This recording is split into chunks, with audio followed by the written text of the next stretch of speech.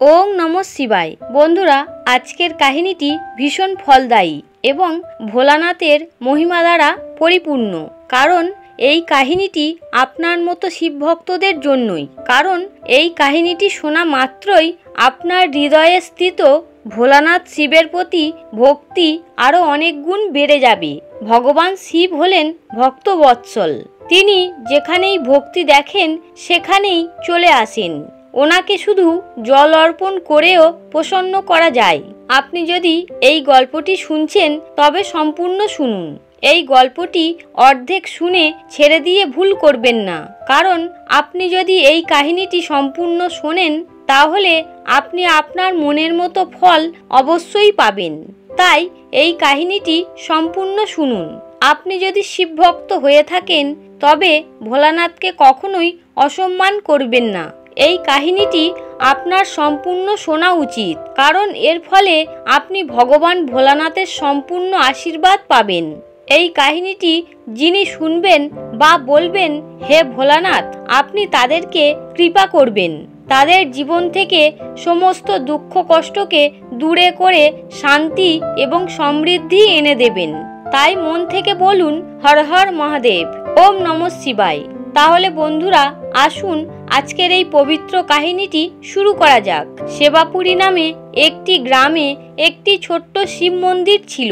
সেখানে একজন বৃদ্ধ পুরোহিত থাকতেন। একদিন এক গরিব মা তার ছোট্ট সন্তানকে ওই শিব মন্দিরের দ্বারে রেখে চলে গেলেন। যখন পুরোহিত পূজা পাঠ করে মন্দির থেকে বেরিয়ে আসছিলেন তখন উনি মন্দিরের সিঁড়িতে একটি বালককে কাঁদতে দেখলেন। ওনার মনে করুণা হলো। তখন উনি ওই বালকটিকে কোলে তুলে নিলেন। অনেক খোঁজার পরেও পুরোহিত বালকটির পরিবারের কাউকে খুঁজে পেলেন না। গ্রামের কোনো লোক ওই বালকটির লালন পালন করতে রাজি হলো না।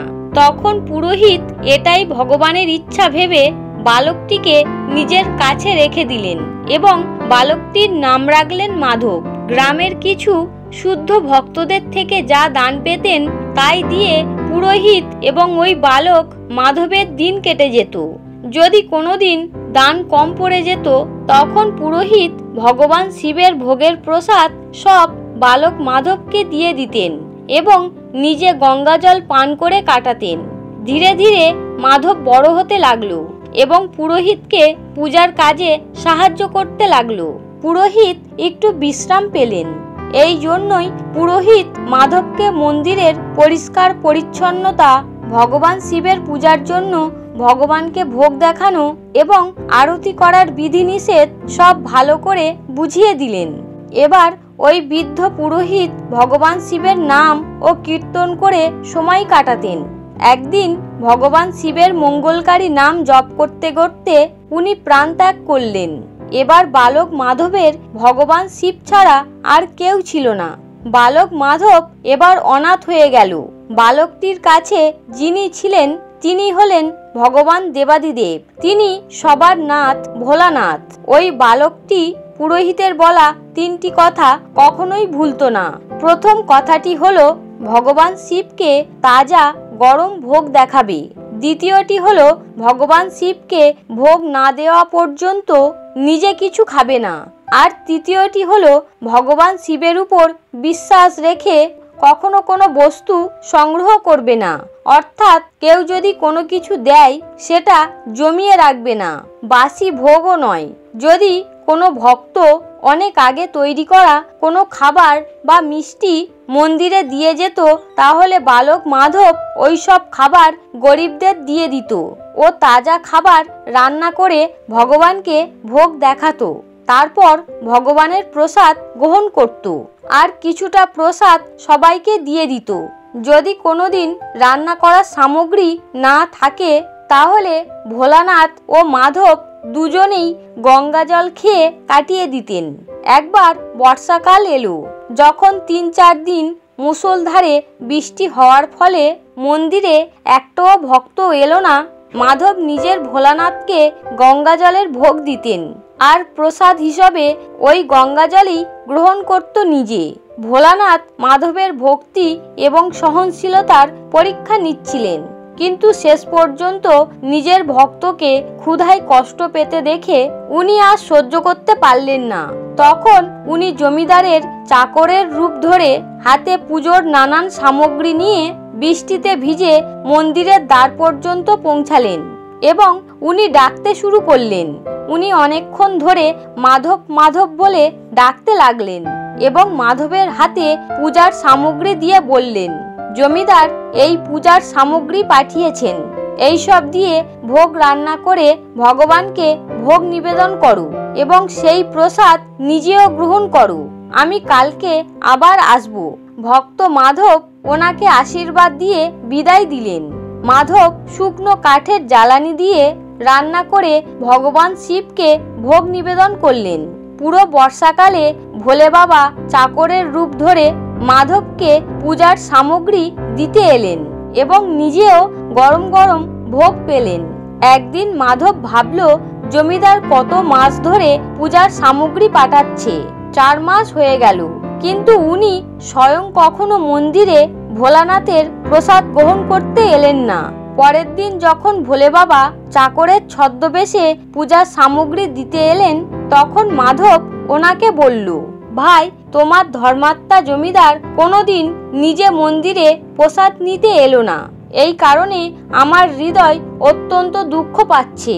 তোমার জমিদারকে বলবে কাল থেকে যেন উনি প্রসাদ গ্রহণ করতে মন্দিরে অবশ্যই আসেন। ভক্তের এই কথা শুনে চাকররূপী ভোলানাথ চমকিত হলেন এবং বললেন, জমিদার আমার হাত থেকে পূজার সামগ্রী পাঠায়, আপনি এই সামগ্রী দিয়ে ভোগ দেখান এবং নিজেও সেই প্রসাদ খান। তো জমিদারকে মাঝখানে ডাকার কি দরকার? যেরকম চলছে ওই রকমই চলতে দিন না। তখন মাধব বলল, এভাবে কিভাবে চলতে পারি? আপনার ধর্মাত্ম জমিদার এতদিন ধরে ভগবানের ভোগের সামগ্রী পাঠাচ্ছেন, তাই ওনাকে ভগবানের প্রসাদ দেওয়া আমার কর্তব্য। আমি কারো ঋণী হতে পারবো না। তোমার জমিদারকে বলে দেবি, যদি তিনি কাল ভগবানের প্রসাদ গ্রহণ করতে না আসেন, তাহলে ওনার পাঠানো পূজার সামগ্রী আমি আর নেব না। চাকররূপী ভোলানাথ নিজের ভক্তের জেদ দেখে কেঁপে উঠলেন আর এটাই ভেবে মনে মনে হাসলেন যে আজকে নেওয়ার লোকই দেওয়ার লোকের উপর দোষ দিচ্ছে।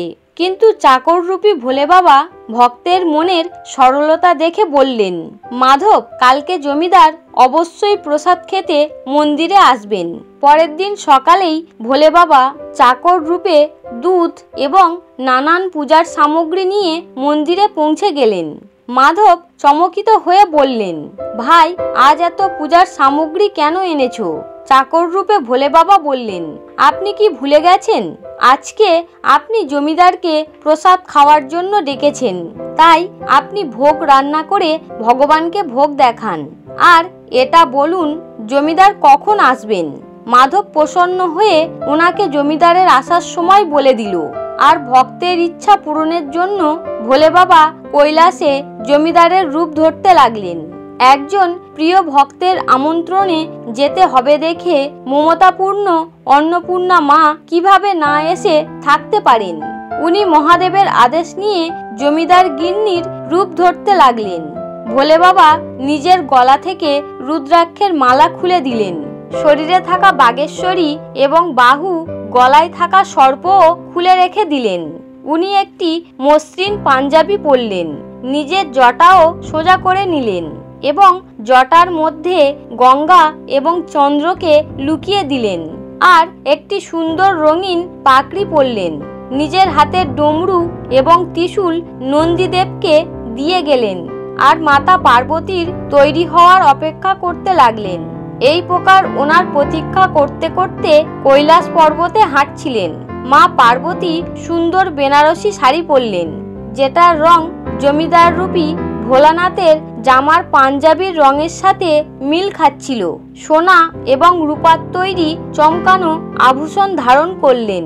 ভগবান ভোলানাথ এবং মা পার্বতী জমিদার এবং জমিদার গিন্নি রূপ ধরে ভক্তের ভোজন নিমন্ত্রণে কৈলাস থেকে চলে গেলেন মন্দিরে। ভক্ত মাধব আজ সকাল থেকেই জমিদারের জন্য নানা ধরনের ভোগ রান্না করছিলেন। মাধব নিজে ভোলে বাবার জন্য ভোগ তো খুব সহজেই বানিয়ে নিত, কিন্তু কয়েক মাস ধরে তার পূজার সামগ্রী পাঠানো জমিদারকে ভোগ প্রসাদ দেওয়া ছিল আজ। অতএব আজকে সে নিজের সম্পূর্ণ দিয়ে ভোগ তৈরি করলো। মাধব জমিদারের পাঠানো চাল ধুয়ে ক্ষীর বানালো এবং নানা ধরনের আরো রান্না করলো। ভোগ রান্নার শেষে এরপর মাধব স্নান করতে গেলেন, কারণ স্নান করার পর শুদ্ধ বস্ত্র পরিধান করে ভগবান ভোলানাথকে ভোগ দেখাবেন এবং জমিদারকে তার ভোগ প্রসাদ দেবেন। যখন ভক্ত মাধব স্নান করে ফিরল, তখন দেখল জমিদার প্রসাদ খেতে এসেছেন এবং সঙ্গে তার গিন্নিও এসেছেন। মাধব সঙ্গে সঙ্গেই রাম নাম বলে ওনাদের আসনে বসালো এবং বলল, আমি এক্ষুনি ভগবানকে ভোগ দিয়ে আসছি, তারপর আপনাদের ভোগ প্রসাদ দিচ্ছি। ভাবনা দ্বারা ক্ষুধার্ত ভোলানাথের খিদে সহ্য হচ্ছিল না, এই জন্য উনি বললেন, মাধব তুমি তাড়াতাড়ি ভগবানকে ভোগ দিয়ে আসো, আমার খুব খিদে পাচ্ছে। তখন মাধব বলল, জমিদার বাবু আমারও খুব খিদে পেয়েছে, কিন্তু আমি আমার খিদের জন্য ভগবানকে ভোগ না দিয়ে কখনোই খাই না। যদি এরকম ভাবেই নিজের খিদের জন্য পৃথিবীর লোক ভগবানকে ভোগ দিতে ভুলে যায়, তাহলে ভগবান তো ক্ষুধার্ত রয়ে যাবে। জমিদার রূপী ভোলানাথ বললেন, তুমি ভোগ দেখাও আর আমি থালা সাজিয়ে দিচ্ছি, আমি খিদে আর সহ্য করতে পারছি না। এখন মাধব জমিদার রূপী ভোলানাথকে ধমক দিয়ে বললেন, জমিদার ভগবানের কাজে তাড়াহুড়ো এবং কৃপণতা করা যায় না। আমি যতক্ষণ না পর্যন্ত ভগবানকে ভোগ দিচ্ছি ততক্ষণ পর্যন্ত আপনি রান্নাঘরে যাবেন না, এখানেই বসে থাকুন এবং ওং নমঃ শিবায় মন্ত্র জপ করুন। আমি এক্ষুনি আসছি আর আপনাকে পেট ভরে ভোগ প্রসাদ খাওয়াচ্ছি। জমিদার রূপে ভোলানাথ বকা খাওয়ার পর চুপচাপ নিজের আসনে গিয়ে বসে থাকলেন। জমিদার গিন্নি রূপে মা পার্বতী ভগবানের এই দশা দেখে অনেকক্ষণ কষ্ট করে হাসি আটকালেন, কিন্তু যখনই মাধব পাতায় করে ভগবান শিবের জন্য ভোগ নিয়ে গেল, তখনই ভোলানাথ মা পার্বতীকে চুপ থাকার ইশারা করে ধীরে ধীরে করে রান্নাঘরে গেলেন আর উনি এক একটি ব্যঞ্জন তুলে খেতে শুরু করলেন। ভগবান শিব রান্না করা খাবার মুখে দিয়েই অবাক হয়ে গেলেন। ক্ষীরের মধ্যে চিনির বদলে নুন ভর্তি ছিল এবং সবজির মধ্যে চিনি ভর্তি ছিল। যখনই ভোলে বাবা রুটির একটু টুকরো নিয়ে মুখে রাখলেন, উনি ছি ছি করতে লাগলেন, কারণ রুটির মধ্যে শুধু লঙ্কায় ভর্তি ছিল। উনি ছি ছি করে আবার নিজের আসনেই ফিরে গেলেন। মা পার্বতী নিজের স্বামীর এমন অবস্থা দেখে হাসতে শুরু করলেন। এরপর ভগবান ভোলানাথ মা পার্বতীকে কিছু বলার আগেই ভক্ত মাধব ওম নমঃ শিবায় মন্ত্র জপ করতে করতে এই দিকে আসছিলেন। রান্নাঘরে সমস্ত ব্যঞ্জনে ভোগ প্রসাদ মিশিয়ে পবিত্র করে নিলেন। তারপর জমিদারের সামনে থালা রেখে হাত জড়ো করে বললেন, এবার আপনি পেট ভরে ভোগ প্রসাদ গ্রহণ করুন। ভোলে বাবা তো এই মাত্রই ভক্ত মাধবের সমস্ত রান্না খেয়ে এসেছিলেন, তাই ভোজনের কথা শুনে ভগবান ঘাবড়ে গেলেন।